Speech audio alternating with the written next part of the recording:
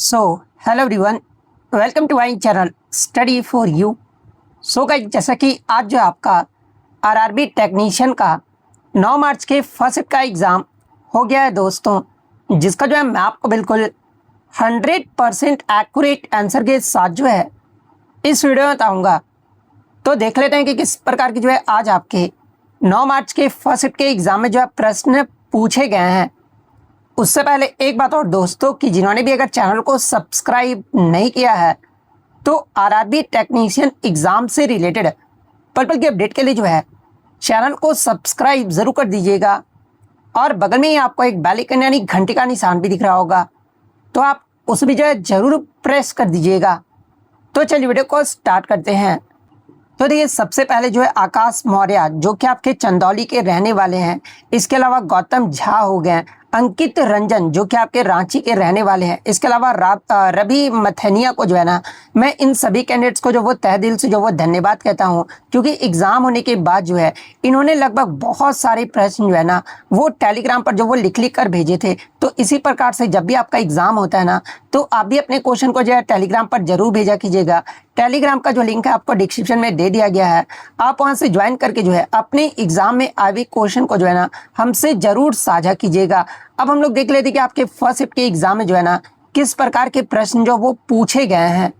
जैसे कि पहला ही प्रश्न आपका रिपीटेड प्रश्न पूछा गया था कि भारत में प्रत्येक वर्ष नेशनल इंजीनियर्स डे यानी राष्ट्रीय इंजीनियर्स जो दिवस है ना, ये किस तारीख को मनाया जाता है, ये आपसे पूछा गया था। जहां पे इस प्रकार के 4 विकल्प जो आपके दिए गए थे। तो देखिए, मैं आपको बता दूं कि भारत में प्रत्येक वर्ष राष्ट्रीय इंजीनियर्स डे जो है ना, ये आपका 15 सितंबर को जो आपका मनाया जाता है। तो ऑप्शन सी 15 सितंबर आपका करेक्ट आंसर होगा। और इससे प्रीवियस शिफ्टों में आपका ये प्रश्न पूछा गया था ना कि 15 सितंबर को जो आपका राष्ट्रीय इंजीनियर्स डे मनाया जाता है, ये किसके जयंती के उपलक्ष्य में मनाया जाता है, ये आपका पूछा गया था। तो ये 15 सितंबर को जो आपका राष्ट्रीय इंजीनियर्स डे जो है ना, ये आपके सर मोजगुंडम विश्वेश्वरैया की जयंती के उपलक्ष्य में जो है ये आपका राष्ट्रीय इंजीनियर्स दिवस जो आपका मनाया जाता है। तो ये पॉइंट भी आप ध्यान में रखिएगा। और 2025 का आपका कौन सा एडिशन रहा था, तो ये आपका 58वां एडिशन जो है आपका रहा था। और इसका थीम अगर आपका पूछा जाए तो ये 2025 का जो आपका थीम है ना, ये आपका क्या रहा था,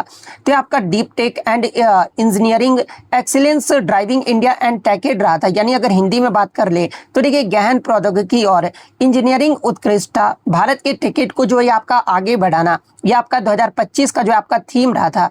इसके अलावा अगर अन्य विकल्पों की विश्लेषण की बात कर ले, जहां से आगे की शिफ्टों में आपके प्रश्न बन सकते हैं, जैसे कि 5 सितंबर ऑप्शन में आपका दिया गया था। तो ये 5 सितंबर को भारत में प्रत्येक वर्ष जो है ना, ये आपका टीचर्स डे जो है आपका मनाया जाता है, यानी शिक्षक दिवस जो आपका मनाया जाता है। और किसकी याद में मनाया जाता है, अगर ये पूछा जाए तो आपके डॉक्टर सर्वपल्ली राधाकृष्णन की याद में जो है आपका मनाया जाता है। 12 जनवरी की अगर बात कर ले तो देखिए, 12 जनवरी को आपका प्रत्येक वर्ष जो है भारत में आपका नेशनल यूथ डे यानी राष्ट्रीय युवा दिवस जो आपका मनाया जाता है। और किसकी जयंती पर, तो आपके स्वामी विवेकानंद की जयंती पर जो आपका मनाया जाता है। 28 फरवरी के बारे में एग्जाम में पूछा जाता है। तो ये 28 फरवरी को भारत में प्रत्येक वर्ष जो है ना, ये आपका नेशनल साइंस डे यानी राष्ट्रीय विज्ञान दिवस जो आपका मनाया जाता है। और किसकी याद में, तो देखिए इस दिन जो है ना, ये आपका रमन प्रभाव की खोज की याद में जो है ये राष्ट्रीय विज्ञान दिवस जो आपका मनाया जाता है।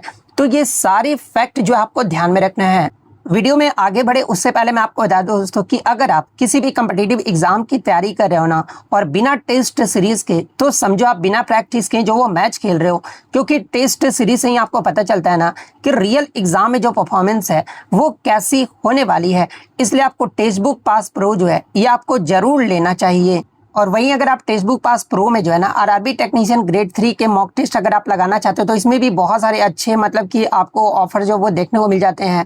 जैसे कि इसमें आपको जो है 769 टोटल टेस्ट जो आपको देखने को मिल जाता है, जिसमें 27 आपको फ्री टेस्ट देखने को मिल जाएंगे। और सबसे बड़ी बात यह है ना कि जो आपको मॉक टेस्ट जो है यहाँ पर आपको इंग्लिश हिंदी में तो आपको देखने को मिलेगा ही मिलेगा, लेकिन 7 और अन्य लैंग्वेज भी जो है आपको मतलब कि यहाँ पर आपको मॉक टेस्ट जो वो प्रोवाइड किया जाता है। तो जिस भी लैंग्वेज में आप कंफर्टेबल हो, आप उस लैंग्वेज में जो वो मॉक टेस्ट जो वो लगा सकते हैं। इसके अलावा 4 एग्जाम डे स्पेशल का आपका मॉक भी जो वो चलाया जा रहा है। आपके 22 फुल टेस्ट भी जो वो देखने को मिल जाएंगे। 40 करंट अफेयर्स आपके महापैक का भी ऑप्शन आपको देखने को मिल जाएगा। इसके अलावा 170 चैप्टर टेस्ट भी जो है ये आपको देखने को मिल जाएगा और 12 जो आपको फ्री मेगा लाइव टेस्ट आपको देखने को मिल जाएगा। 28 आपको जो वो सेक्शनल टेस्ट जो वो देखने को मिल जाएंगे। तो मैं तो आपको यही रिकमेंड करूंगा कि आगे आने वाले दिनों में अगर आपका मतलब कि आरआरबी टेक्नीशियन ग्रेड 3 का एग्जाम है या फिर आपका रेलवे का कोई भी एग्जाम है ना, तो आप टेक्स्ट बुक का पास प्रो जो वो जरूर लीजिएगा। और साथ में अगर आप मेरा कूपन कोड STY4 यूज करेंगे तो आपको 12% का डिस्काउंट भी जो वो देखने को मिल जाएगा। जहां पर टेक्स्ट बुक पास प्रो अगर आप ईयरली पास प्रो अगर आप लेते हो ना, तो मात्र जो आपको 615 में जो वो देखने को मिल जाएगा। और वहीं STY4 अगर आप कूपन कोड यूज करोगे तो आपको 12% का जो है वो डिस्काउंट जो वो देखने को मिल जाएगा। तो इसका परचेज करने का जो लिंक आपको डिस्क्रिप्शन में दे दिया गया, क्योंकि टेक्स्ट बुक का जो मॉक टेस्ट होता है ना, बिल्कुल आपका एग्जाम ओरिएंटेड होता है। तो मैं तो आपको यही रिकमेंड करूंगा कि आप यहां से एग्जाम से पहले जो है मॉक टेस्ट जो वो जरूर लगाया कीजिएगा। और इसका परचेज करने का लिंक आपको डिस्क्रिप्शन में दे दिया गया है, तो आप वहां से जाकर जो वो परचेज जरूर कर लीजिएगा। अब हम लोग जब वीडियो में आगे बढ़ लेते हैं, नेक्स्ट क्वेश्चन आपका रहा था कि प्रसिद्ध संगीतकार उस्ताद बिस्मिल्लाह खान का जो संबंध है ना, ये किस वाद्य यंत्र से ये आपका पूछा गया था। तो देखिए, उस्ताद बिस्मिल्लाह खान की बात कर ले तो ये आपके शहनाई वाद्य यंत्र से जो आपके संबंधित है। तो ऑप्शन सी शहनाई वादक आपका करेक्ट आंसर होगा। इसके अलावा एग्जाम में प्रश्न यहाँ से एक पूछा जाता है कि 15 अगस्त 1947 को जो है ना, भारत की आजादी के अवसर पर लाल किले से जो शहनाई है ना, ये किसके द्वारा बजाया गया था। तो आपके उस्ताद बिस्मिल्लाह खान के द्वारा ही जो है आपका बजाया गया था। तो ये पॉइंट भी आप ध्यान में रखिएगा। इसके अलावा मैं आपको बता दूं कि उस्ताद बिस्मिल्लाह खान को जो है ना, ये आपका वर्ष 2001 में जो है इन्हें भारत के सर्वोच्च नागरिक सम्मान भारत रत्न से भी जो है आपका सम्मानित किया गया था। तो देखिए, अब आपका मतलब कि आपके वाद्ययंत्र और वादक के प्रश्न आ गए, तो आगे के शिफ्ट में भी आपका प्रश्न पूछा जाएगा। जैसे कि प्रश्न इस प्रकार से आपका पूछा जाएगा ना कि संगीत के क्षेत्र में भारत रत्न पाने वाली पहली संगीतकार कौन थी, ये पूछा जाएगा। तो यहाँ पे सुधार कर लीजिएगा। 1998 में जो है आपका जो है सुश्री MS सुब्बुलक्ष्मी को जो है ना, ये आपका मतलब कि भारत रत्न से जो आपका सम्मानित किया गया था, जो कि पहली संगीतकार जो आपका बनी थी। और ये आपका कर्नाटक शास्त्रीय गायक से जो आपका संबंधित है। इसके अलावा दूसरे जो आपके संगीतकार रहे थे आपके भारत रत्न प्राप्त करता, ये आपके पंडित रविशंकर रहे थे। और इन्हें आपका 1999 में जो है ना आपका भारत रत्न से आपका सम्मानित किया गया था। और पंडित रविशंकर जो है ये आपके सितार वाद्ययंत्र से जो आपके संबंधित है। पंडित भीमसेन जोशी के बारे में पूछा जाए तो इन्हें आपका 2008-9 में जो है ना आपके जो है मतलब कि भारत रत्न से जो आपका सम्मानित किया गया था। और ये आपके हिंदुस्तानी शास्त्रीय गायक से जो आपके संबंधित है। इसके अलावा अगर अन्य कलाकार की बात कर ले, जैसे कि बांसुरी वाद्ययंत्र के बारे में अगर पूछा जाए तो ये हरिप्रसाद चौरसिया हो गए, पन्नालाल घोष हो गए, पल्लदम संजीव राव हो गए। इन सभी का जो संबंध है आपका बांसुरी वाद्ययंत्र से है। घटम की बात कर ले तो TH विनायक राम हो गए, EM सुब्रमण्यम हो गए। इन दोनों का संबंध आपका घटम से है। गिटार में आपके ब्रजभूषण काबरा आ जाते हैं। करथल में आपका जो है गाजी खान वर्ना आ जाते हैं। मैंडोलिन में आपके U श्रीनिवास आ जाते हैं। मोहन वीणा में आपके पंडित विश्व मोहन भट्ट होते हैं। और एग्जाम में पूछा भी जाता है कि मोहन वीणा के आविष्कारक के रूप में किसे जाना जाता है, तो ये पंडित विश्व मोहन भट्ट को जो आपका जाना जाता है। मृदंगम की बात करें तो देखिए इसमें आपके KV प्रसाद आ जाते हैं। SV राजा रॉय, उमल्यापुरम शिवरामन, तिरुवैरूर वैद्यनाथन, इनका जो संबंध है आपका मृदंगम से है। पखावाज में आपके तोताराम शर्मा आ जाते हैं। भवानी शंकर, अयोध्या प्रसाद, इन तीनों का संबंध आपके पखावाज से है।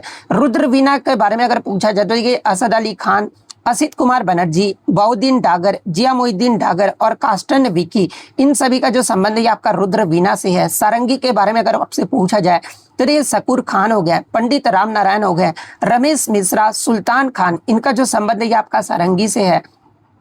संतूर में आपके पंडित शिव कुमार शर्मा जाते हैं। भजन सोपारी, तरुण भट्टाचार्य, इनका जो संबंध है आपका संतूर से है। सरोद वादंत्र में आपके अलाउद्दीन खान आ जाते हैं। अली अकबर खान, अमजद अली खान, बुद्धदेव दास गुप्ता, तेजेंद्र मजूमदार, इनका जो संबंध है आपका सरोद वाद्ययंत्र से है। शहनाई में आपके बिस्मिल्लाह खान, कृष्णाराम चौधरी, अली अहमद हुसैन, राजेंद्र प्रसन्ना, ये जो आपके शहनाई वाद्ययंत्र से संबंधित है। सितार में आपके पंडित रविशंकर, साहिद परवेज खान, बुद्धादित्य मुखर्जी, अनुष्का शंकर, ये जो आपके सितार वाद्ययंत्र से संबंधित है। सुरबहार में आपके अन्नपूर्णा देवी, बुद्धादित्य मुखर्जी और पुष्पराज कोष्टी, ये आपके सुरबहार से संबंधित है। तबला वाद्ययंत्र में आपके चतुरलाल हो गए, जाकिर हुसैन, अल्लाह रखा खां, साबिर खान, पंडित किशन महाराज, पंडित ज्ञान प्रकाश घोष, संदीप दास, अनुराधा पाल, ये आपके तबला वाद्ययंत्र से संबंधित है। वीणा में आपके अयंगकरी श्याम सुंदरम, दोरई स्वामी अयंकर और सुमा सुधींद्र, इनका जो संबंध है आपका वीणा वाद्ययंत्र से है। वायलिन में आपके MS गोपाल कृष्णन, श्रीमती M राजन, NR Muraleedharan, M Chandrasekaran, VG जोग हो गया, लालगुड़ी जयरामन हो गया, लालगुड़ी कृष्णन हो गया। इन सभी का जो संबंध है नहीं आपके वायलिन वाद्ययंत्र से है। तो ये सारे फैक्ट जो आपको ध्यान में रखना है। नेक्स्ट अप क्या था कि भारत में 16 अप्रैल 1853 को जो है ना पहली यात्री ट्रेन जो है किन दो स्टेशनों के मध्य चला था, ये आपसे पूछा गया था। जहाँ पे इस प्रकार के 4 विकल्प जो आपके दिए गए थे। तो ये भारत में जो पहली यात्री ट्रेन है ये आपका 16 अप्रैल 1853 को जो आपका चला था। और किन दो स्टेशनों के मध्य अगर ये आपसे पूछा जाए तो देखिए ये जो आपका ट्रेन है ना ये आपका बोरी बंदर, जिसका वर्तमान में नाम आपका जो है छत्रपति शिवाजी महाराज टर्मिनस हो गया है, यहाँ से जो है आपके ठाणे के मध्य जो है ना ये 34 किलोमीटर की दूरी जो है आपका तय किया गया था। तो ऑप्शन बी आपका करेक्ट आंसर होगा। इसके अलावा अगर इसके लोकोमोटिव्स यानी इंजन के बारे में पूछा जाए तो देखिए इस ट्रेन को खींचने के लिए जो है ना आपके साहिब सिंध और सुल्तान नामक 3 भाप इंजनों का उपयोग जो आपका किया गया था। और कितने यात्री ने इस पर आपका सफर किया था तो देखिए इस ऐतिहासिक यात्रा में लगभग जो है ना 400 यात्रियों ने जो आपका सफर किया था। और इसमें कितने डिब्बे थे तो आपके 14 डिब्बे थे। और गवर्नर जनरल के बारे में अगर पूछा जाए तो देखिए इस समय भारत के जो गवर्नर जनरल थे ना ये आपके डलहौजी थे। और डलहौजी को ही जो है ना मैं आपको बता दूं कि भारतीय रेलवे का जो है ये आपका जनक भी जो आपका कहा जाता है। इसके अलावा एग्जाम में एक प्रश्न यहाँ से पूछा जाता है कि पहली ट्रेन का संचालन जो है ना ये किसके द्वारा जो आपका किया गया था। तो ये पहली ट्रेन का जो संचालन है ना ये ग्रेट इंडियन पेनिनसुलर रेलवे के द्वारा जो आपका किया गया था। तो ये सारे फैक्ट जो आपको ध्यान में रखना है। नेक्स्ट अप क्या था कि 22वां अखिल भारतीय वार्षिक TDS सम्मेलन किस शहर में आपका आयोजित किया गया था या फिर आपका राज्य जो वो पूछा गया था। तो देखिए मैं आपको बता दूं कि 22वां अखिल भारतीय वार्षिक जो TDS सम्मेलन है ना ये आपके मध्य प्रदेश राज्य के जो है ये आपका भोपाल शहर में जो आपका आयोजित किया गया था। तो ऑप्शन में शायद आपका मध्य प्रदेश या फिर भोपाल दोनों में से जो भी दिया गया होगा, राज्य पूछा गया होगा तो मध्य प्रदेश आपका करेक्ट आंसर होगा, शहर पूछा गया तो भोपाल आपका करेक्ट आंसर होगा। तो ऑप्शन बी आपका करेक्ट आंसर होगा। और किस स्थान पे किया गया था अगर आगे के स्टेप में आपसे पूछा जाए तो आपका होटल ताज लेक फ्रंट पर जो है ना मतलब कि आपका जो वो आयोजित किया गया था। और इसके आयोजक के बारे में अगर आपसे पूछा जाए तो देखिए इसका आयोजन जो है ना आपका मध्य प्रदेश और छत्तीसगढ़ के आयकर विभाग ने जो है केंद्रीय प्रत्यक्ष कर बोर्ड के आपके मतलब कि CBDT के जो है तत्वावधान में जो है ना ये आपका किया था। और उद्घाटन के बारे में अगर पूछा जाए तो ये इस सम्मेलन का जो उद्घाटन है ना ये CBDT के अध्यक्ष रवि अग्रवाल के द्वारा जो आपका किया गया था। और मुख्य उद्देश्य क्या रहा था देखिए इस सम्मेलन का जो मुख्य उद्देश्य है ना ये पूरे भारत में TDS सुधारों की समीक्षा करना, कर पारिस्थितिकी तंत्र में डिजिटल नवाचारों पर आपका चर्चा करना और आपके जो है स्वैच्छिक कर अनुपालन यानी वॉलेंट्री टैक्स कंपाइलेशन को जो है ना ये आपका बढ़ावा देना, इसका जो आपका मुख्य लक्ष्य था। तो ये सारे फैक्ट जो आपको ध्यान में रखना है। नेक्स्ट अप क्या रहा था कि 30वीं सीनियर महिला राष्ट्रीय फुटबॉल चैंपियनशिप राजमाता जीजाबाई ट्रॉफी 2025-26 का जो फाइनल मैच है ना ये कहां पर आयोजित किया गया था आपसे पूछा गया था। जहां पे इस प्रकार के 4 विकल्प जो आपके दिए गए थे। तो ये 30वीं सीनियर महिला राष्ट्रीय फुटबॉल चैंपियनशिप जो है ना ये आपके छत्तीसगढ़ के नारायणपुर में जो ये आपका आयोजित किया गया था। तो ऑप्शन बी आपका यहाँ पे करेक्ट आंसर होगा। और इसका फाइनल मैच कब खेला गया था और किस मैदान में खेला गया था अगर ये पूछा जाए तो ये इसका जो फाइनल मुकाबला है ना ये 15 अक्टूबर 2025 को जो है छत्तीसगढ़ के नारायणपुर स्थित रामकृष्ण मिशन आश्रम मैदान में जो है ना ये आपका खेला गया था। जिसका विजेता यानी पूछा जाए कि विजेता कौन रहा था तो ये आपका मणिपुर जो आपका विजेता रहा था। और मणिपुर के द्वारा ये आपका 23वां खिताब जो आपका जीता गया है। और फाइनल जो मैच है ये किसके किसके मध्य हुआ था तो फाइनल जो मैच है ये आपका मणिपुर और पश्चिम बंगाल के मध्य हुआ था। जिसमें मणिपुर ने जो है ना 1-0 से जीतकर इसका खिताब जो वो जीत लिया। यानी उप विजेता के बारे में अगर पूछा जाए तो ये आपका पश्चिम बंगाल जो आपका रहा था। जिसमें निर्णायक गोल जो ये किसके द्वारा आपका मारा गया था तो ये मणिपुर की लिंडा कोम सेंटो ने जो है ना मैच के आपका 93वें मिनट पर यानी इंजरी टाइम के दौरान जो है इन्होंने विजयी गोल जो वो दागी थी। तो ये फैक्ट भी आपको ध्यान में रखना है। नेक्स्ट अप क्या रहा था कि जे थॉमसन के प्लम पुडिंग मॉडल में जो है ना प्लम किसे निरूपित करता है ये आपसे पूछा गया था, जहाँ पे इस प्रकार के 4 विकल्प जो आपके दिए गए थे। तो देखिए 1897 में जे थॉमसन ने जो है ना परमाणु की संरचना को समझाने के लिए जो है एक मॉडल जो आपका दिया था, और इसी मॉडल को जो है ना आपका प्लम पुडिंग या फिर तरबूज मॉडल जो आपका कहा जाता है, जिसमें आपका जो मतलब कि पुडिंग का तरबूज का जो आपका लाल भाग होता है ना, ये परमाणु के जो है धनावेशित भाग को जो आपका दर्शाता है, जो पूरे परमाणु में जो है आपका फैला होता है। वहीं अगर प्लम में तरबूज के बीज की अगर मैं बात कर लूँ, तो ये जिस तरफ आपके पुडिंग में आपके सूखे मेवे यानी प्लम या फिर तरबूज में बीज आपके धसे होते हैं ना, उसी तरह आप देखोगे कि ऋणावेशित इलेक्ट्रॉन इस धनावेशित गोले में जो है ना ये आपके धसे होते हैं। और थॉमसन ने आपका बताया था कि धनात्मक और ऋणात्मक आवेश जो है ना परिमाण में आपके जो वो समान होते हैं, जिससे परमाणु विद्युत रूप में भी जो है ये आपका न्यूट्रल यानी आपका उदासीन जो ये आपका होता है। यानी इसमें आपका किसके बारे में पूछा गया था, तो इसमें जो आपका प्लम किसे निरूपित करता है ये आपसे पूछा गया था, तो आपका नेगेटिवली चार्ज्ड इलेक्ट्रॉन्स यानी ऋणावेशित इलेक्ट्रॉन को जो है आपका निरूपित करता है। तो ऑप्शन बी आपका करेक्ट आंसर होगा, क्योंकि धनावेशित गोला तो अभी मैंने बताया कि तरबूज का जो लाल भाग होता है ना ये आपके धनावेशित भाग को जो आपका दर्शाता है। तो ये फैक्ट भी आप ध्यान में रखिएगा। और इसके अगर की फैक्ट्स यानी मुख्य तथ्य की बात कर लेते हैं कि इस मॉडल को जो है ना ये आपका वाटरमेलन मॉडल या फिर तरबूज मॉडल भी जो आपका कहा जाता है। और ये मॉडल आपका ये समझाने में आपका विफल रहा है ना कि धनावेश ऋणावेश को जो है कैसे बांधे रखता है, जिसे बाद में आपका रदरफोर्ड ने जो इसे आपका भी जो वो सुधारा था। इसके अलावा जे थॉमसन ने जो है परमाणु का प्रसिद्ध प्लम पुडिंग मॉडल जो है ना ये आपका 1904 में जो आपका प्रस्तावित किया था। हालांकि उन्होंने 1897 में जो है इलेक्ट्रॉन की खोज जो है आपका जे थॉमसन के द्वारा किया गया था। और इसके बाद जो है 1898 से 1904 के मध्य जो है ना इस मॉडल के विभिन्न पहलुओं पर विचार और प्रस्ताव जो है आपके रखे थे, जिसे 1904 में मुख्य रूप से जो है ना इसे आपका मान्यता जो आपका दिया गया था। तो ये सारे फैक्ट जो आपको ध्यान में रखना है।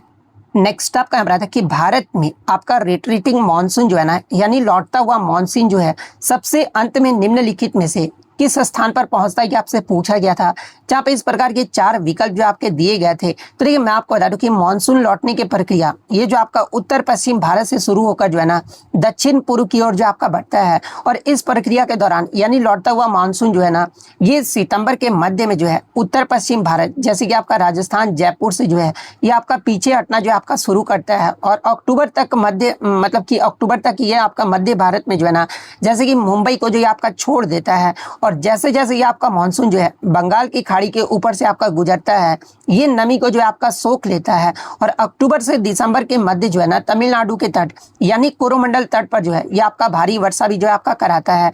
चूंकि आपका चेन्नई भारत के दक्षिणी पूर्वी तट पर आपका स्थित है, इसलिए आपका लौटते हुए मानसून जिसे आपका उत्तर पूर्वी मानसून भी आपका कहा जाता है, ये जो आपका अंतिम गंतव्य जो आपका माना जाता है, जहां पर ये आपका सबसे अंत में पहुंचकर भी जो है ना ये आपका वर्षा जो आपका कराता है। यानी लौटते हुए मानसून आपका मतलब कि सबसे अंत में किस स्थान पर आपका पहुंचता है, तो आपका चेन्नई पर जो है आपका पहुंचता है। तो ऑप्शन सी चेन्नई आपका करेक्ट आंसर होगा। इसका अगर इसके मुख्य तथ्य की बात कर ले तो देखिए उत्तर पूर्वी मानसून यानी लौटते हुए मानसून को जो है ना ये दक्षिण भारत में जो है उत्तर पूर्वी मानसून भी जो है आपका कहा जाता है। और तमिलनाडु जो है अपनी वार्षिक वर्षा का अधिकांश जो भाग है ना यानी लगभग आपका 50 से 60% जो है इसी लौटते हुए मानसून से जो है ना ये आपका प्राप्त करता है। और एनटीपीसी में आपका यहाँ से एक प्रश्न पूछा गया था कि भारत का कौन सा शहर जो है ना रिट्रीटिंग मानसून यानी लौटते हुए मानसून की वर्षा से सर्वाधिक आपका प्रभावित होता है, तो ये आपका चेन्नई शहर होता है। तो ये फैक्ट भी आपको ध्यान में रखना है। नेक्स्ट आपका यहाँ था कि इसरो ने SSLV यानी लघु उपग्रह प्रक्षेपण यान के जो है ना प्रौद्योगिकी हस्तांतरण के लिए जो है निम्नलिखित में से किसके साथ 511 करोड़ के समझौते पर जो आपका हस्ताक्षर किया है, जहां पे इस प्रकार के 4 विकल्प जो आपके दिए गए थे। तो देखिए मैं आपको बता दूं कि इसरो ने जून 2025 में जो है ना आपका HAL यानी हिंदुस्तान एरोनॉटिक्स लिमिटेड को जो है ना 511 करोड़ के सौदे के तहत जो है ये आपका लघु उपग्रह प्रक्षेपण यान यानी SSLV की तकनीक हस्तांतरित करने के लिए जो है ना ये आपका चुना है। तो ऑप्शन सी HAL आपका करेक्ट आंसर होगा। और इस समझौते के तहत मैं आपको बता दूं कि इसरो अगले 2 वर्षों में जो है ना आपका HAL को जो है व्यापक प्रशिक्षण और आपका सहायता प्रदान करेगा, ताकि सार्वजनिक निजी भागीदारी यानी PPP मॉडल के तहत जो है ना ये रॉकेट का निर्माण और व्यवसायीकरण भी जो है आपका किया जा सकता है। और SSLV की क्षमता की बात कर ले तो देखिए ये जो आपका 3 चरणीय प्रक्षेपण यान है, जो 500 किलोग्राम से कम वजन वाले उपग्रहों को जो है ना पृथ्वी की निचली कक्षा यानी LEO में स्थापित करने के लिए जो आपका डिजाइन किया गया है। और इसके महत्व की बात कर लेते हैं कि ये जो समझौता है ना, ये अंतरिक्ष क्षेत्र में जो है निजी भागीदारी को जो आपका बढ़ावा देने और आत्मनिर्भर भारत पहल के तहत जो है ना अंतरिक्ष गतिविधियों के व्यवसायीकरण की दिशा में जो है एक बड़ा कदम भी जो है आपका माना जा रहा है। और इसके अगर की फैक्ट्स की बात कर ले तो देखिए ये जो आपका समझौता है ये आपका इन स्पेस यानी भारतीय राष्ट्रीय अंतरिक्ष संवर्धन और प्राधिकरण केंद्र द्वारा जो है सुगम जो है आपका बनाया गया है। और 100वां प्रौद्योगिकी हस्तांतरण समझौता भी जो है ये आपका माना गया है। इसके अलावा शुरुआत में HAL जो है आपका 2 वर्षों के भीतर जो है कम से कम 2 SSLV रॉकेट का निर्माण भी जो है आपका करेगा। तो ये सारी फैक्ट जो आपको ध्यान में रखना है। नेक्स्ट आपका यहाँ था कि 1822 में पश्चिम घाट में ब्रिटिश शासन के विरुद्ध जो है ना जो आपका रामोसी विद्रोह हुआ था, इसका नेतृत्व जो है ये किसके द्वारा आपका किया गया था, ये आपसे पूछा गया था, जहाँ पे इस प्रकार के 4 विकल्प जो आपके दिए गए थे। तो देखिए मैं आपको बता दूं कि 1822 में पश्चिमी घाट और मुख्यतः जो है ना ये आपके महाराष्ट्र या फिर सतारा क्षेत्र में जो है ब्रिटिश शासन और उनकी दमनकारी भू राजस्व नीतियों के विरुद्ध आपका जो है रामोसी विद्रोह जो आपका किया गया था। और रामोसी विद्रोह का जो नेतृत्व है ना ये चित्तूर सिंह के द्वारा जो आपका किया गया था। और उन्होंने ही रामोसी समुदाय को जो है एकजुट कर ब्रिटिश क्षेत्रों पर भी जो है आपके आक्रमण जो वो किए थे। तो ऑप्शन बी चित्तूर सिंह आपका करेक्ट आंसर होगा। इसके अलावा इस मतलब कि आपका विद्रोह का उद्देश्य क्या रहा था, तो देखिए वे आपके ब्रिटिश प्रशासन द्वारा लगाए गए भारी करों और जबरन वसूली के जो ये आपके खिलाफ थे, इस उद्देश्य से जो आपका मतलब कि विद्रोह जो आपका किया गया था। और दूसरे चरण के बारे में अगर आपसे पूछा जाए तो ये बाद में आपका 1825-26 और 1839 में भी जो है ना अकाल के कारण जो है उमाजी नायक के नेतृत्व में जो आपका विद्रोह जो है ना ये आपका पुनः भी जो आपका भड़का था। तो ये पॉइंट भी आप ध्यान में रखिएगा। इसके अलावा अगर अन्य विकल्पों की विश्लेषण की बात कर ले, जहां से एग्जाम में प्रश्न आपके पूछे जाते हैं, जैसे कि सिद्धू और कान्हू के बारे में अगर आपसे पूछा जाए तो इन्होंने 1855-56 में जो है ना राजमहल की पहाड़ियों यानी झारखंड में प्रसिद्ध संताल विद्रोह का नेतृत्व जो है आपके किए थे। 1899 और 900 में जो है छोटा नागपुर क्षेत्र में मुंडा विद्रोह, जिसे आपका उलगुलान विद्रोह भी कहा जाता है, यानी मुंडा विद्रोह या फिर उलगुलान विद्रोह का जो नेतृत्व है ये किसके द्वारा आपका किया गया था, तो आपका बिरसा मुंडा के द्वारा आपका किया गया था। ऑप्शन डी में आपका तीरथ सिंह दिया गया था। तो देखिए इन्होंने जो है ना 1830 के दशक में जो है मेघालय की खासी पहाड़ियों में जो है खासी विद्रोह का जो आपका नेतृत्व किए थे। तो ये सारे फैक्ट जो आपको ध्यान में रखना है। नेक्स्ट आपका रहा था कि मधुमक्खी के छत्ते से प्राप्त शहद की गुणवत्ता जो है ना मुख्य रूप से किस पर निर्भर करता है, ये आपसे पूछा गया था, जहाँ पे इस प्रकार के 4 विकल्प जो आपके दिए गए थे। तो देखिए मैं आपको बता दूं कि शहद की गुणवत्ता जो है ना उसका स्वाद, रंग और औषधीय गुण पूरी तरह से आपका जो है मतलब कि पैस्चुरेज यानी चारागाह पर जो है आपका निर्भर करता है। और चारागाह का आपका अर्थ ये हुआ ना कि वे फूल जिनसे आपका मधुमक्खियां जो है आपका नेक्टर यानी मकरंद और आपका पराग यानी पॉलिन जो है आपका इकट्ठा करती है। जैसे कि अगर विकल्पों की विश्लेषण की सबसे पहले बात कर ले तो ये ऑप्शन ए में आपका मधुमक्खी की आयु जो आपका दिया गया था। तो ये मधुमक्खियों की आयु जो है आपका गलत हो जाएगा, क्योंकि मधुमक्खी की आयु जो है ना ये आपका यह निर्धारित करता है कि वह छत्ते के अंदर काम करेगा या बाहर जाकर भोजन लाएगा, लेकिन इसका शहद की रासायनिक गुणवत्ता पर जो है ना सीधा प्रभाव जो आपका नहीं पड़ता है। ऑप्शन बी में आपका छत्ते का आकार जो आपका दिया गया था, तो ये छत्ते का आकार जो है ना ये शहद के भंडारण क्षमता को जो आपका बताता है, उसकी गुणवत्ता को जो आपका नहीं बताता है। ऑप्शन डी में आपका मधुमक्खियों की संख्या आपका दिया गया था। तो देखिए अधिक संख्या का मतलब आपका ये होता है ना कि अधिक शहद का उत्पादन हो सकता है, लेकिन गुणवत्ता फूलों के स्रोत पर ही जो है ना ये आपका टीका होता है। यानी आपका मधुमक्खी के छत्ते से प्राप्त शहद की गुणवत्ता मुख्य रूप से जो है ना किस पर आपका निर्भर करता है, तो आपका उपलब्ध चारागाह यानी फूलों के प्रकार और उनकी बहुलता पर जो है ना ये आपका निर्भर करता है। तो ऑप्शन सी आपका करेक्ट आंसर होगा।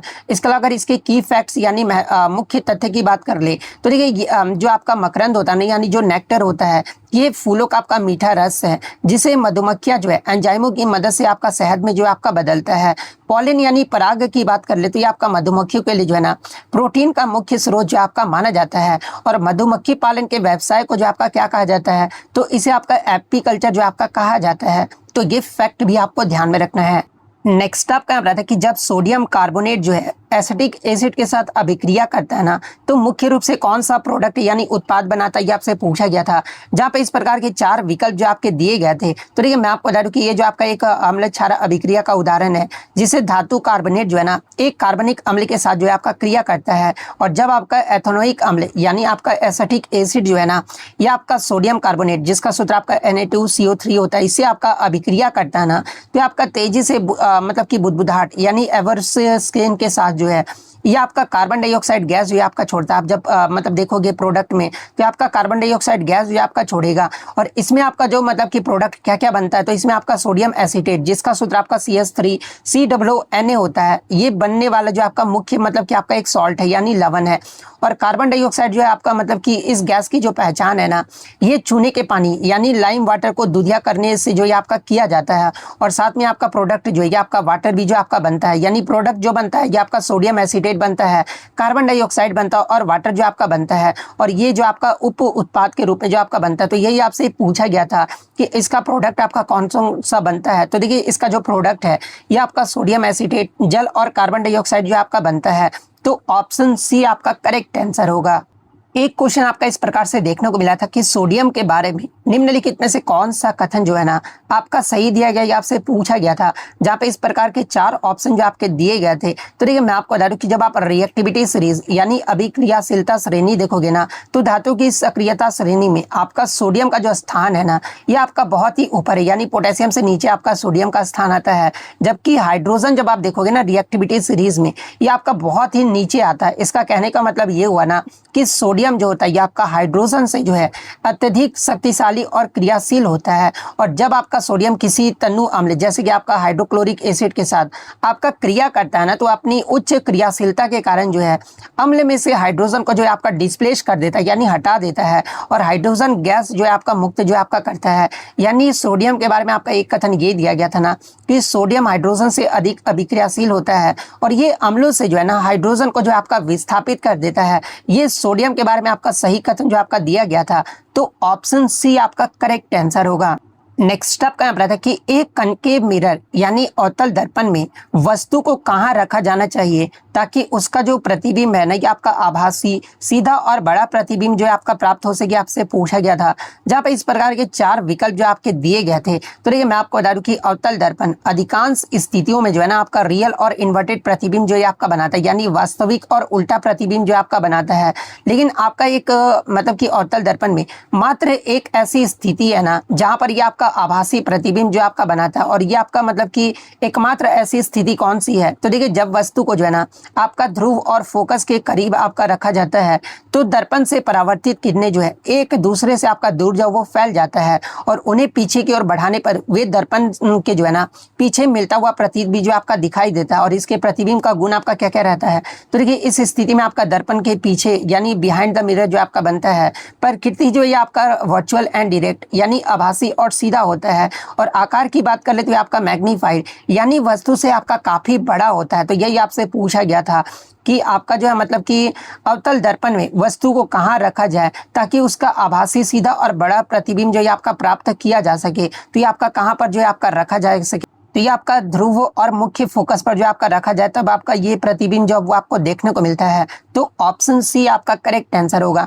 इसके अलावा अगर अन्य विकल्पों की विश्लेषण की बात करें, क्योंकि आपको जानना बहुत जरूरी है, तो देखिए वक्रता केंद्र पर आपका मतलब कि आपका दिया गया था ऑप्शन ए में। तो देखिए यहाँ प्रतिबिंब आपका वास्तविक उल्टा और समान आकार का जो है आपका मतलब कि अवतल दर्पण में जो आपका बनता है। एफ और सी के बीच में आपका ऑप्शन बी में आपका दिया गया था, तो ये भी आपका गलत हो जाएगा, क्योंकि अवतल दर्पण में आपका एफ और सी के बीच जो है ना ये आपका प्रतिबिंब जो है ये आपका वास्तविक उल्टा और बड़ा यानी 2C से आपका परे जो आपका बनता है। अनंत पर आपका दिया गया था इन्फिनिटी पर। तो देखिए यहाँ पर आपका प्रतिबिंब मुख्य फोकस पर वास्तविक उल्टा और अत्यंत छोटा जो है ना ये आपका बनता है। तो ये फैक्ट भी आपको ध्यान में रखना है। इसके अलावा अवतल दर्पण का यूज कहाँ कहाँ पर किया जाता है, तो देखिए इस गुण के कारण जो है ना अवतल दर्पण का जो उपयोग है ये आपका सेविंग मिरर हो गया, आपका डेंटिस्ट यानी दंत चिकित्सक हो गए, इनके द्वारा जो इसका प्रयोग जो वो किया जाता है ताकि वे चेहरे या फिर दांतों का जो है ना बड़ा और सीधा प्रतिबिंब जो वो देख सके। तो ये फैक्ट भी आपको ध्यान में रखना है। नेक्स्ट आपका यहाँ रहता है कि निम्नलिखित में से कौन सा कथन जो है ना डिकम्पोजिशन यानी अपघटन के बारे में आपका सही दिया गया, आपसे पूछा गया था, जहाँ पे इस प्रकार के 4 विकल्प जो आपके दिए गए थे। तो देखिए अपघटन यानी आपका जो है मतलब कि डिकम्पोजिशन की बात कर ले तो देखिए अपघटन आपका वह भौतिक और रासायनिक प्रक्रिया होता है ना जिसमें आपके फंगाई यानी कवक और जो आपके बैक्टीरिया यानी जीवाणु जैसे जो सूक्ष्म जीव होते हैं ना, ये मृत पौधे, जानवरों और उनके अवशेषों यानी कि पत्तियां या फिर गोबर को जो है ना ये आपकी जो वो तोड़ते हैं और इसी प्रक्रिया को आपका अपघटन जो आपका कहा जाता है। और इस प्रक्रिया के दौरान जो है आपके जटिल कार्बनिक पदार्थ जो है ना कार्बन डाइऑक्साइड, जल और पोषक तत्वों जैसे सरल अकार्बनिक पदार्थों में जो है आपके बदल जाते हैं। और इसके महत्व क्या होता है तो देखिए ये जो आपका पोषक तत्व है ना ये न्यूट्रिएंट साइकिल यानी तत्व चक्र का जो है एक अनिवार्य हिस्सा होता है जो मिट्टी की उर्वरता बनाए रखने और पारिस्थितिकी तंत्र में संतुलन बनाए रखने में भी जो आपका मदद करता है। यानी अगर क्वेश्चन के अकॉर्डिंग बात कर ले कि कौन सा कथन आपका डिकम्पोजिशन के बारे में आपका सही दिया गया है तो देखिए अपघटन जो है ये जटिल कार्बनिक पदार्थों को जो है ना सरल अकार्बनिक पदार्थों में तोड़ देता है। ये आपका अपघटन के बारे में आपका सही कथन जो आपका दिया गया था तो ऑप्शन ए आपका करेक्ट आंसर होगा। इसके अलावा अगर अन्य विकल्पों की विश्लेषण की बात कर ले तो ऑप्शन बी में आपका जीवित पौधे में प्रक्रिया आपका दिया गया था जो कि आपका गलत है, क्योंकि अपघटन मुख्य रूप से जो है ना ये मृत कार्बनिक पदार्थों पर जो आपका होता है, जीवित जीवों पर आपका नहीं होता है। ऑक्सीजन की मात्रा बढ़ना ये भी आपका गलत है, क्योंकि अपघटन की प्रक्रिया में अक्सर जो है ना ऑक्सीजन का उपयोग तो आपका होता है और कार्बन डाइऑक्साइड जो है आपका मुक्त होता है।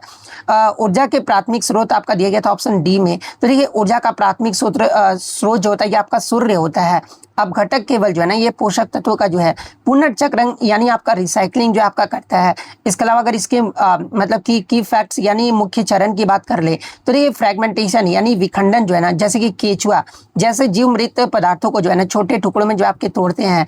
इसके अलावा लीचिंग यानी निछालन की बात कर ले तो ये आपके जल में आपके घुलनशील पोषक तत्व मिट्टी की निचली परतों में जो है ना आपके चले जाते हैं।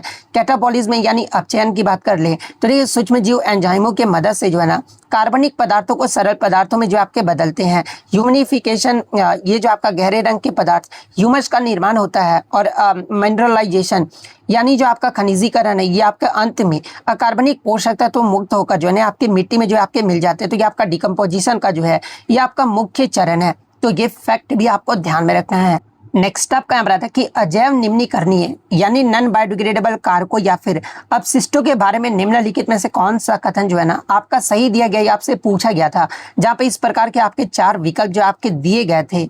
तो देखिए आपके नॉन बायोडिग्रेडेबल यानी अजैव निम्नीकरणीय पदार्थ आपके वे होते हैं ना जिन्हें बैक्टीरिया या फिर अन्य सूक्ष्म जीवों यानी डिकम्पोजर्स द्वारा जो है प्राकृतिक रूप से आपका नष्ट नहीं किया जा सकता, इन्हें आपका मतलब नॉन बायोडिग्रेडेबल जो आपका कहा जाता है। और इसके बारे में आपका एक सही कथन आपका ये दिया गया था ना कि ये पदार्थ जो है जल निकायों में आपके प्रवेश करते हैं और जल प्रदूषण का कारण जो आपके बनते हैं। ये आपका नॉन बायोडिग्रेडेबल के बारे में जो आपका सही कथन जो आपका दिया गया था तो ऑप्शन ए आपका करेक्ट आंसर होगा। नेक्स्ट आपका यहाँ था कि सभी कार्बनिक यौगिक यानी ऑर्गेनिक कंपाउंड्स में जो है ना अनिवार्य रूप से कौन सा तत्व पाया जाता है ये आपसे पूछा गया था, जहाँ पे इस प्रकार के 4 विकल्प जो आपके दिए गए थे। तो ये मैं आपको बता दूं कि ऑर्गेनिक केमिस्ट्री यानी कार्बनिक रसायन विज्ञान का आधार ही जो है ना ये आपका कार्बन तत्व होता है। और इसमें आपका क्या क्या अनिवार्यता होता है यानी आपका इसेंशियली कौन कौन सा होता है। तो देखिए यौगिक को कार्बनिक कहलाने के लिए जो है उसमें कार्बन का होना जो है आपका अनिवार्य होता है। और कार्बन परमाणु अन्य कार्बन परमाणु या फिर अन्य तत्वों जैसे कि आपका हाइड्रोजन हो गया, ऑक्सीजन नाइट्रोजन के साथ सहसंयोजक बंध यानी कोवेलेंट बॉन्ड जो है आपके बनाते हैं। लेकिन जो आपका सबसे ज्यादा जो अनिवार्य होता है ना ये आपका कार्बन होता है। तो ऑप्शन ए कार्बन आपका करेक्ट आंसर होगा। नेक्स्ट आपका क्वेश्चन है कि स्केलेटल मसल यानी कंकाल पेशी के विषय में जो है ना आपका कौन सा कथन आपका सही दिया गया आपसे पूछा गया था, जहां पे इस प्रकार के 4 ऑप्शन जो आपके दिए गए थे। तो देखिए स्केलेटल मसल यानी कंकाल पेशियों की बात कर ले तो ये आपका हमारे शरीर की जो है ना गति के लिए आपका जिम्मेदार मुख्य ऊतक होता है। और इनके मुख्य गुण आपके कौन कौन से होते हैं। तो देखिए मुख्य गुण में आपका मतलब कि स्ट्रेटेड यानी रेखित होता है, यानी सूक्ष्मदर्शी से देखने पर इनमें आपके हल्के और गहरे रंग की पट्टियों या फिर आपके रेखाएं जो है नहीं आपका दिखाई देती है, इसलिए इन्हें आपका जो है रेखित पेशी भी जो आपका कहा जाता है। इसके अलावा ये आपका वॉलेंट्री यानी ऐच्छिक मतलब कि करता भी है, जैसे कि इन पेशियों पर हमारा संचेत नियंत्रण होता है। हम अपनी इच्छा के अकॉर्डिंग जो है ना अपने हाथ पैर जो है आपके हिला सकते हैं। इसके अलावा ये जो आपका मल्टी न्यूक्लिएटेड होता है यानी बहुकेंद्रकीय होता है, यानी एक कंकाल पेशी कोशिका यानी तंतु में एक से अधिक केंद्रक भी जो है आपके पाए जाते हैं। और ये जो पेशियां है ना, ये आपका टेंडन यानी कंडरा के माध्यम से जो है हड्डियों से जो है आपका जुड़ा होता है। और इसका कार्य क्या होता है कंकाल पेशियों का, तो देखिए इनका जो मुख्य कार्य है ना, ये लोकोमोशन यानी चलना फिरना और शरीर की मुद्रा यानी पोस्चर जो है आपका बनाए रखना है। तो ये फैक्ट भी आपको ध्यान में रखना है। यानी आपका कंकाल पेशी के विषय में कौन सा कथन आपका सही दिया गया है, तो देखिए ये जो आपका पेशियां हैं ये आपका रेखित और ऐच्छिक होती है, ये कथन जो आपका सही दिया गया था। तो ऑप्शन ए आपका यहाँ पे करेक्ट आंसर होगा। नेक्स्ट आपका बता था कि निम्नलिखित में से कौन सा कथन जो है ना आपका राइट वेंट्रिकल यानी हृदय के दाहिने नीले से होने वाले रक्त प्रवाह के बारे में जो है आपका सही कथन जो आपका दिया गया, आपसे पूछा गया था, जहाँ पे इस प्रकार के आपके 4 ऑप्शन जो वो दिए गए थे। तो देखिए हृदय का दाहिना भाग ये आपका शरीर में आने वाले कार्बन डाइऑक्साइड युक्त यानी विऑक्सीजनित रक्त को जो है ना ये आपका संभालता है। और इसके शरीर से आपके अशुद्ध रक्त जो है ना ये राइट एट्रियम यानी दाहिने आलिंद में जो आपका आता है, जहाँ से आपका दाहिने नीले यानी राइट वेंट्रिकल में जो है ना आपका जाता है। और फेफड़ों की ओर ये आपका दाहिना नीला जो है इस रक्त को जो है ना आपका पल्मोनरी आर्टरी यानी फुसफुस धमनी के माध्यम से जो है फेफड़ों में पंप करता है, ताकि वहां गैसों का विनिमय जो है आपका हो सके और रक्त को भी जो है आपका ऑक्सीजन जो आपका मिल सके। यानी आपका प्रश्न में दिया गया था कि कथन की दाहिने नीले में आपका ऑक्सीजनित रक्त जो है ना ये फेफड़ों में मतलब कि प्रवेश करता है। ये जो आपका सही रूप से जो आपका सही कथन जो आपका दिया गया था, तो ये आपका किस ऑप्शन में आपका दिया गया है, तो ऑप्शन ए में आपका दिया गया है। तो ऑप्शन ए आपका करेक्ट आंसर होगा। इसके अलावा अगर अन्य विकल्पों की विश्लेषण की बात कर ले तो ऑप्शन बी में आपका शरीर में ऑक्सीजनित रक्त आपका दिया गया था। तो देखिए ये जो आपका कार्य है ना ये आपका लेफ्ट वेंट्रिकल यानी आपका बाएं नीले का होता है, जो कि महाधमनी के जरिए जो आपका शुद्ध रक्त जो है ना आपका पंप करता है। ऑप्शन सी में फेफड़ों से रक्त प्राप्त करना, ये भी आपका गलत हो जाएगा, क्योंकि फेफड़ों से शुद्ध रक्त जो है ना ये आपके लेफ्ट एट्रियम में जो है आपका प्रवेश करता है। सबसे ऊपरी कक्ष आपका दिया गया था, जो कि आपका गलत है, क्योंकि हृदय से ऊपरी कक्षों को जो है ये आपका अलिंद कहा जाता है, जबकि नीले यानी वेंट्रिकल जो है ना ये आपके निचले कक्ष जो है आपके होते हैं। इसका अगर इसके की फैक्ट्स यानी मुख्य तथ्य की बात कर ले तो ये पल्मोनरी आर्टरी यानी फुसफुस धमनी जो है ना ये शरीर की एकमात्र धमनी है जो अशुद्ध यानी विऑक्सीजनित रक्त जो है ना आपका ले जाता है। और हृदय के माध्यम से रक्त का 2 बार गुजरना यानी एक बार फेफड़ों के लिए और एक बार शरीर के लिए, ये जो आपका दोहरा परिसंचरण जो आपका कहलाता है। तो ये सारे फैक्ट जो आपको ध्यान में रखना है। नेक्स्ट अप क्या रहा था कि पादप कोशिकाओं में प्लास्टिड यानी लवक का मुख्य कार्य क्या होता है, ये आपसे पूछा गया था, जहां पे इस प्रकार के 4 विकल्प जो आपके दिए गए थे। तो ये प्लास्टिड केवल जो है ये आपका पादप कोशिका यानी प्लांट सेल में पाए जाने वाले जो है ये आपका महत्वपूर्ण अंगक है। और इनके कार्यों को इनके प्रकार के आधार पर भी जो आपका समझा जा सकता है। जैसे कि अगर सबसे पहले क्लोरोप्लास्ट में अगर बात कर ले तो इसमें आपका हरा वर्णक क्लोरोफिल होता है, जो कि आपका प्रकाश संश्लेषण यानी फोटोसिंथेसिस के माध्यम से जो है ना सौर ऊर्जा को जो आपका रासायनिक ऊर्जा में जो ये आपका बदलता है। इसके अलावा अगर इसके अन्य प्रकार की बात कर ले, जैसे कि ल्यूकोप्लास्ट, ये जो आपका रंगहीन लवक है जिसका मुख्य कार्य जो आपका भोजन का भंडारण यानी स्टोरेज करना है, जैसे कि स्टार्च हो गया, तेल और प्रोटीन हो गया। क्रोमोप्लास्ट की बात कर ले तो ये आपका फूलों और फलों को रंग जो है आपका प्रदान करता है, जो परागन में भी जो आपके मदद करते हैं। तो मतलब कि क्वेश्चन में आपका पूछा गया था कि पादप कोशिकाओं में प्लास्टिड लवक का जो मुख्य कार्य ये आपका क्या होता है, तो आपका प्रकाश संश्लेषण और भोजन का भंडारण होता है।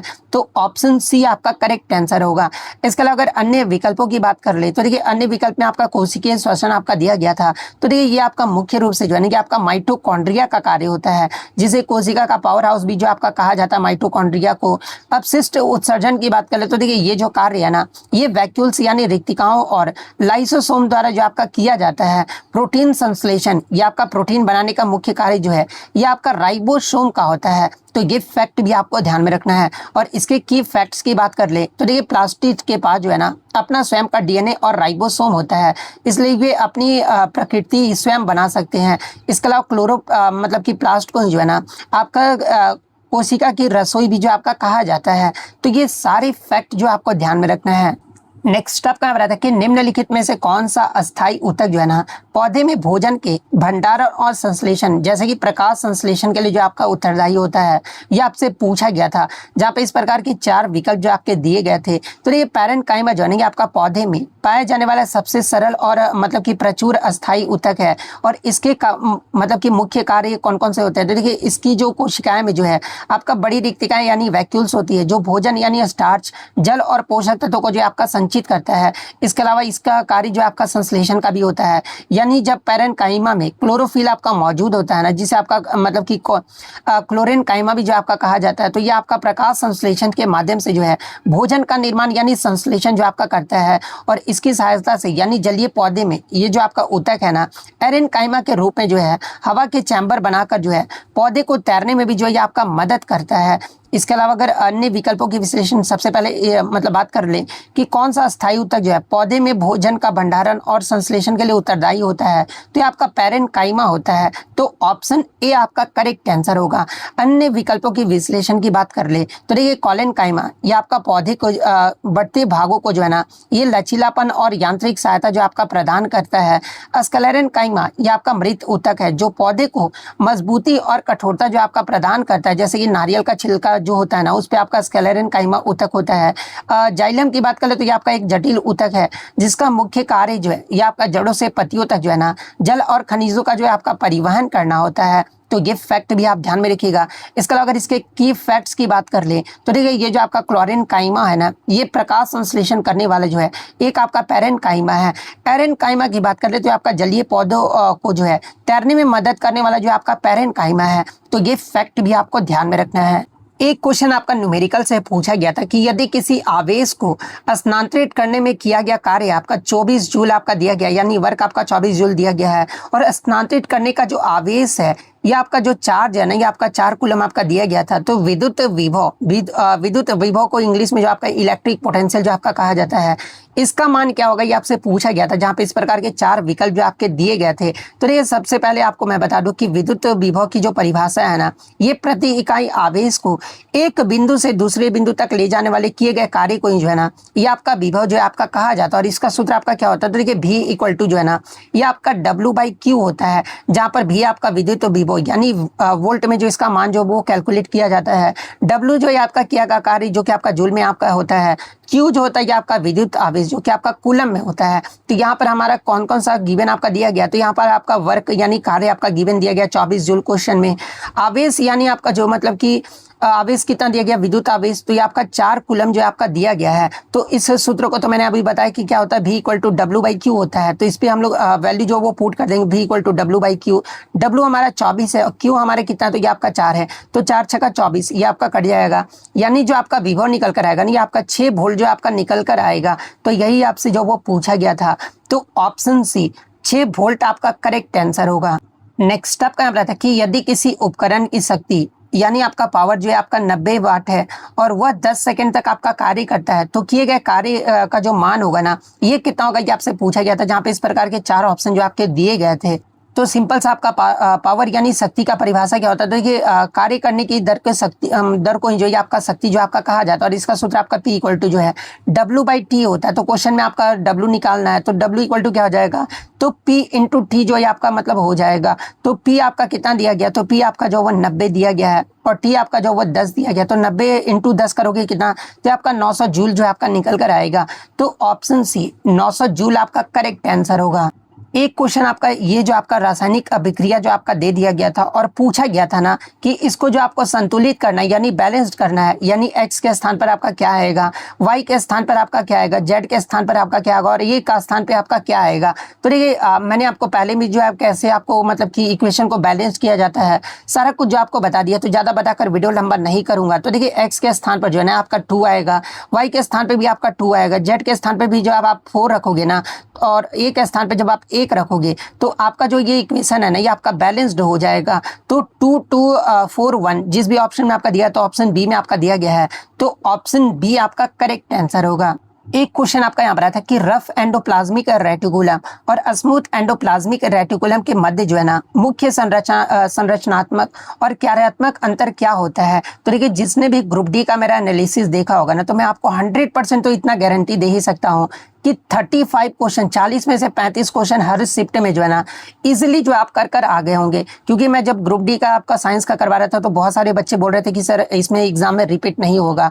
आप क्लियरली देख सकते हो कि आपका 35 प्लस क्वेश्चन जो है ना हर शिफ्ट में जो आपके रिपीटेड प्रश्न ही जो वो पूछे जा रहे हैं। तो जिसने भी ग्रुप डी का एनालिसिस नहीं देखा था आप जरूर देख कर जाएगा, क्योंकि एक्स्ट्रा फैक्ट भी जो मैंने बताया था ना उसको इंक्लूड करके मैं बता रहा हूँ कि 35 प्लस क्वेश्चन जो है ना आपके ग्रुप डी के एनालिसिस से जो वो पूछे जा रहे हैं। तो देखिए एक ऑप्शन में आपका दिया गया था कि रफ एंडोप्लाज्मिक की सतह पर ये आपके राइबोसोम होते हैं जो प्रोटीन बनाते हैं, जबकि जो आपका सिंपल एंडोप्लाज्मिक रेटिकुलम पर जो है ना ये राइबोसोम नहीं होते हैं और ये जो आपका लिपिड बनाता है। ये कथन जो है ना मतलब कि मुख्य आपका संरचनात्मक और कार्यात्मक अंतर जो है आपका माना जाता है। तो ऑप्शन बी जिन्होंने भी लगाया होगा उनका यहाँ पे करेक्ट आंसर होगा।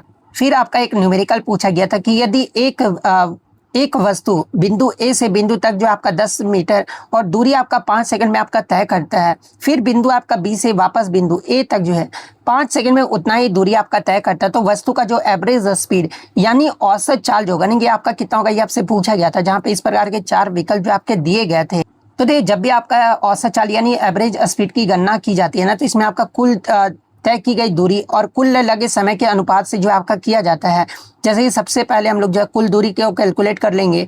तो देखिए वस्तु ए से बी तक की आपका तय की गई दूरी और फिर आपका बी से ए तक आपका वापस आई 10 मीटर, तो ये आपका 10 प्लस 10 कितना हो जाएगा, तो आपका कुल दूरी जो हो जाएगा ये आपका 20 मीटर जो आपका निकल कर आ जाएगा। सेकंड स्टेप में आपको क्या करना था कि इसमें कुल समय की गणना जो वो कर लेना था। तो देखिए जाने में जो आपका समय लगा ये कितना, तो आपका 5 सेकंड लगा और आने में भी आपका समय 5 सेकंड लगा, तो 5 प्लस 5 ये आपका 10 सेकंड लगा। अब हम लोग एवरेज स्पीड का फॉर्मूला जानते हैं कि क्या होता है। तो एवरेज स्पीड का जो फॉर्मूला होता है ये आपका मतलब कि कुल दूरी बटे कुल समय जो ये आपका होता है। तो कुल दूरी आपका कितना, तो 20 मीटर था और कुल समय आपका 10 सेकंड जो है आपका लगा था, तो 10 दूनी 20 होता है, तो यानी 2 मीटर पर सेकंड जो है ये आपका औसत चाल जो आपका निकल कर आएगा। तो ऑप्शन बी 2 मीटर पर सेकंड आपका करेक्ट आंसर होगा। नेक्स्ट आपका क्वेश्चन आता है कि 1973 के किस प्रसिद्ध मामले में जो है ना सर्वोच्च न्यायालय द्वारा संविधान के मूल ढांचे की अवधारणा जो है ना ये आपका प्रतिपादित किया गया था, ये आपसे पूछा गया था। तो देखिए 1973 का केशवानंद भारती बनाम केरल राज्य का जो आपका मतलब कि मामला रहा था ना, इसमें सर्वोच्च न्यायालय द्वारा जो है संविधान के मूल ढांचे में यानी basic structure of the constitution की अवधारणा जो है ना ये प्रतिपादित किया गया था। तो ऑप्शन बी आपका करेक्ट आंसर होगा। और इसके व्याख्या की बात कर ले तो देखिए 24 अप्रैल 1973 को जो है ना सर्वोच्च न्यायालय की अब तक की सबसे बड़ी 13 न्यायाधीशों की पीठ ने जो कि आपका 7:6 के बहुमत से जो है ना ये आपका ऐतिहासिक निर्णय जो आपका सुनाया गया था।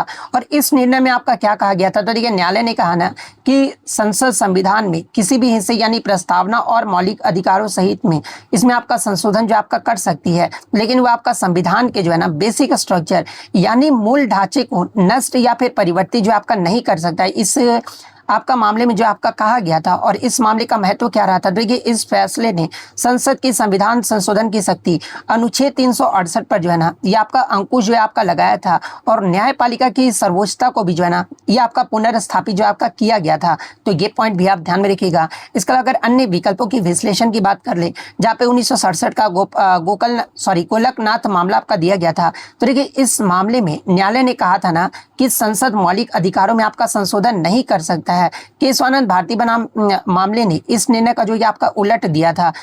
1980 का मिनवर्वा मिल्स मामला अगर बात कर ले तो देखिए इस मामले में मूल ढांचे के सिद्धांत को और आपका मजबूत किया गया था और न्यायिक समीक्षा यानी जुडिशियल रिव्यू को जो है ना ये मूल ढांचे का हिस्सा भी जो आपका घोषित किया गया था।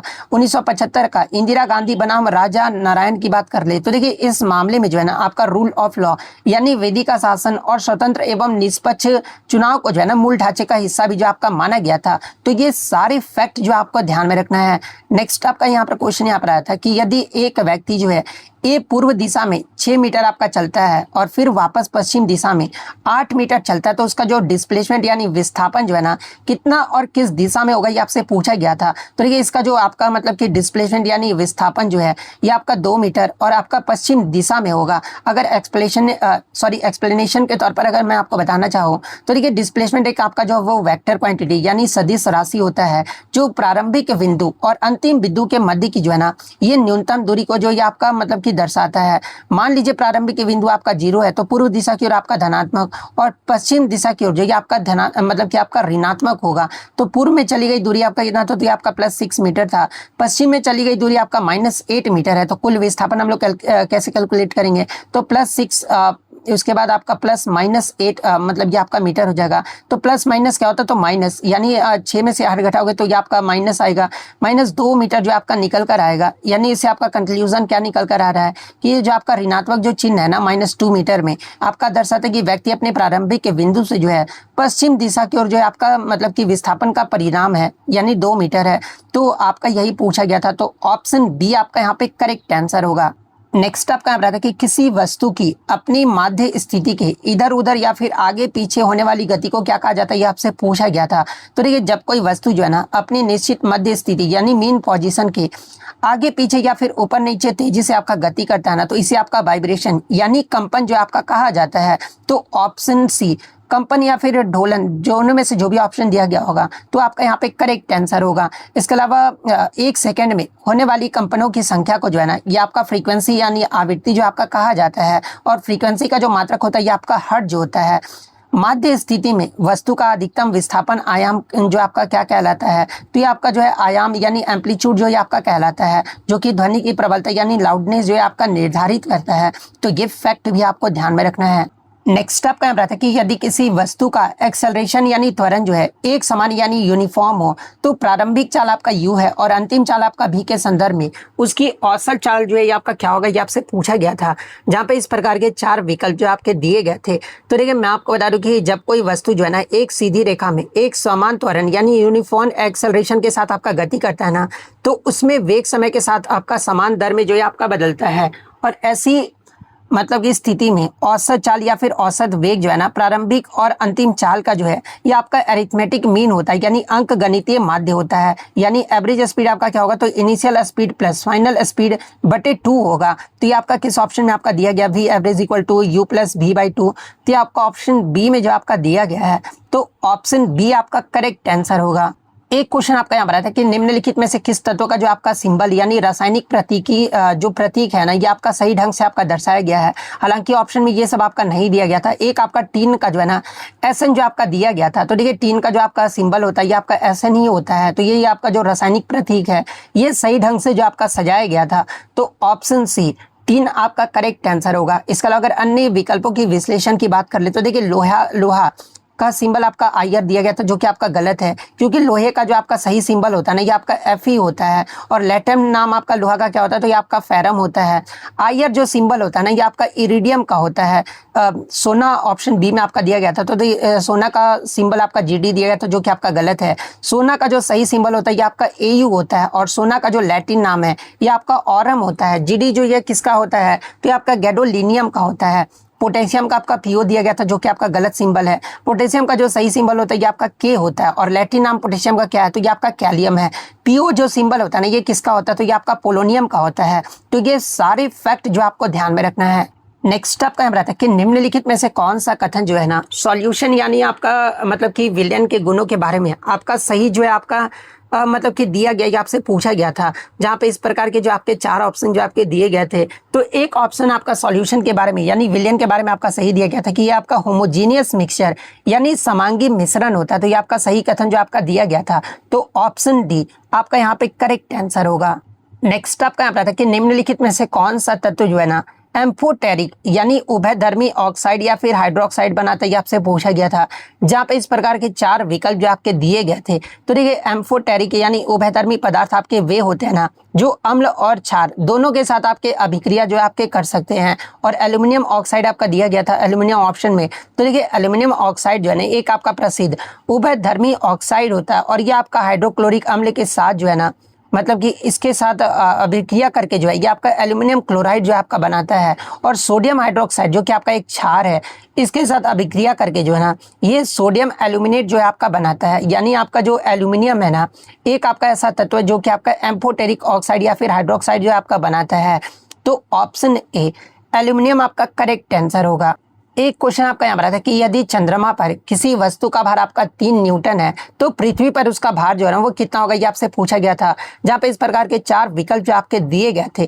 तो देखिए मैं आपको बता दूं कि चंद्रमा का गुरुत्वाकर्षण बल जो है ना पृथ्वी के गुरुत्वाकर्षण बल का जो है लगभग 1/6 भाग जो ये आपका होता है। चूंकि हमें पृथ्वी का भार आपका क्वेश्चन में जो वो कैलकुलेट करना है, तो यहाँ पर जो आपका चंद्रमा का गुरुत्वाकर्षण बल जो है ना ये आपका पृथ्वी के गुरुत्वाकर्षण बल का लगभग आपका 1/6 भाग होता है। लेकिन यहाँ पर हमें पृथ्वी का भार ज्ञात करना, तो ये आपका उल्टा हो जाएगा, यानी 6 इंटू जो है पृथ्वी का भार हो जाएगा। तो पृथ्वी का भार आपका मतलब कि चंद्रमा का गुरुत्वाकर्षण बल आपका कितना दिया गया था, तो ये आपका 3 दिया गया था। तो यहाँ पर चंद्रमा पर भार आपका 3 न्यूटन दिया गया है, तो 6 इंटू 3 करोगे तो कितना आ जाएगा, तो ये आपका 18 आ जाएगा। यानी पृथ्वी पर जो आपका ज्ञात जो भार होगा ना ये कितना होगा, तो ये आपका 18 न्यूटन निकल कर आएगा। तो ऑप्शन सी 18 न्यूटन आपका यहाँ पे करेक्ट आंसर होगा।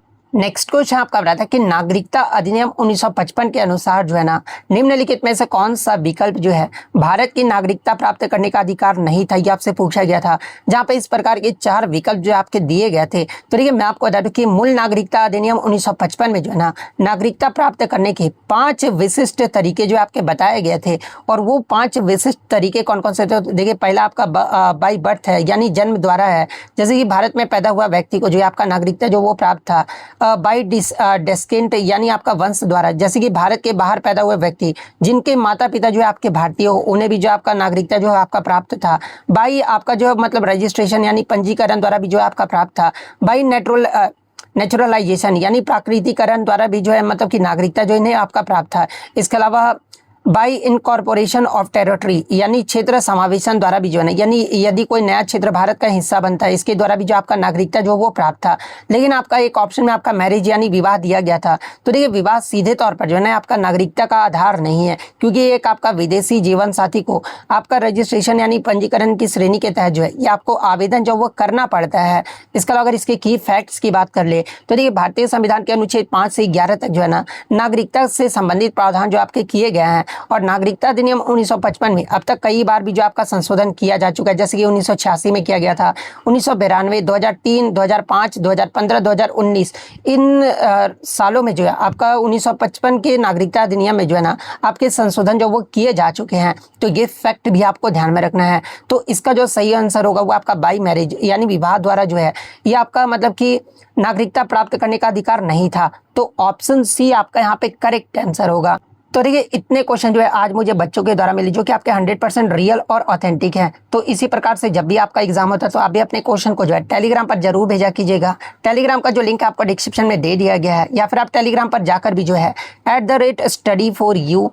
@study for you मैं यहाँ पे लिख देता हूँ स्टडी फॉर यू 450 आप सर्च कीजिएगा। एग्जाम देने के बाद आप डायरेक्टली जो वो मैसेज कर सकते हैं। तो वीडियो पसंद आई तो वीडियो को लाइक जरूर कर दीजिएगा, और इसी तरह रियल एनालिसिस पाने के लिए जो है चैनल को सब्सक्राइब जरूर कर दीजिएगा। तो मिलते हैं नेक्स्ट वीडियो में, तब तक thank you, all the best.